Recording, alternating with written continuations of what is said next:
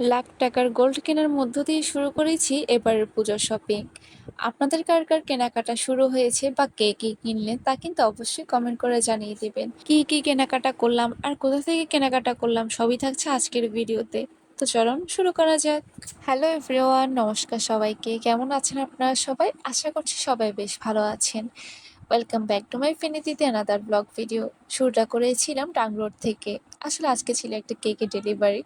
দেন সেখান থেকে হঠাৎই অর্পার সাথে দেখা হয় আর বৌদিদের সাথে দেখা হয়। দেন আমি আর বুনু সকালে চলে যাই গার্ডেন সিটিতে জামা কেনার জন্য। দেন এরপর আমরা থার্ড ফ্লোরে চলে যাই, যেখানে মেয়েদের সব কিছুই পাওয়া যায় আর কি। তো এরপর এখানে যাওয়ার পরে বেশ অনেকগুলো দোকানে দেখেছিলাম। এই জামাটা আমার কাছে ভালো লাগছে, হয়তো ক্যামেরার মধ্যে মানে যে কালারটা ওটা বোঝা যাচ্ছিল না আর কি। জামাটা ভালো লাগছে, দামাদামি করে রেখে আসছি। এছাড়াও আরো কিছু ড্রেস দেখছিলাম, ভালো লাগছে। আসলে আমি খুবই টেনশনের মধ্যে ছিলাম যে আসলে নিবো কিনা নিবো না। তাছাড়া কি বৌদি অনেকবার ফোন দিচ্ছিল আর অনেকটা সন্দেহ হয়ে গিয়েছিল। দেন আমরা না নিয়ে চলে যাচ্ছিলাম, আর এখানে না নিয়ে আমরা কত খুশি। মানে ভাবা যায়, এরকম কল্পনা করা যায়, মানে মানুষ জামা নিয়ে বা ড্রেস নিয়ে খুশি থাকে, আর আমরা কিনা ড্রেস না নিয়ে খুশি। যাই হোক, ব্যাপার না, মেয়ে মানুষ বলে কথা। দেন এরপর কি আমরা চলে যাই জগন্নাথ মন্দিরে। মানে টাউনে গেলে অবশ্যই মাস্টারবি মন্দিরে যাইতেই হবে। এটা আসলে একটা শান্তির জায়গা। যাই হোক, ভগবান দর্শন করে কি আমরা মার্কেটে চলে আসি। দেন এখানে আমি আর বোনও কিছু স্ন্যাপ নিই আর কি। আর এই জামাটা কি আমি বেশ অনেকদিন আগে উপহার পেয়েছিলাম আমার জন্মদিনে। আমার এত বেশি পছন্দ হয়েছিল এই জামাটা, কি বলবো, মানে খুবই পছন্দের আর খুবই কমফোর্টেবল একটা ড্রেস। আপনারা অনেকেই প্রশংসা করেছেন এই ড্রেসটার। আর অনেকে বলছেন যে এটা কোথা থেকে নিয়েছি বা কোন পেজ থেকে নিয়েছে। আসলে এটা দিয়েছে আমার কাকু। তো আমি আসলে বারবার জিজ্ঞাসা করতেছিলাম যে আমার কাকুকে এটা কোথা থেকে নিচ্ছে। যাই হোক, আমি কিন্তু জানলে অবশ্যই বলে দিব। আর এই তো, এখানে আমরা চলে এসেছি আবার গোল্ড কেনার জন্য আর কি, লাখ টাকার গোল্ড নেওয়ার জন্য। এখানে একটা রিং নিয়েছিলাম। দেন অন্য একটা দোকান থেকে কি একটা সেট নিয়েছিলাম। এটা আমি অন্য ভিডিওর মধ্যে বা ছবিতে দেখাবো আর কি।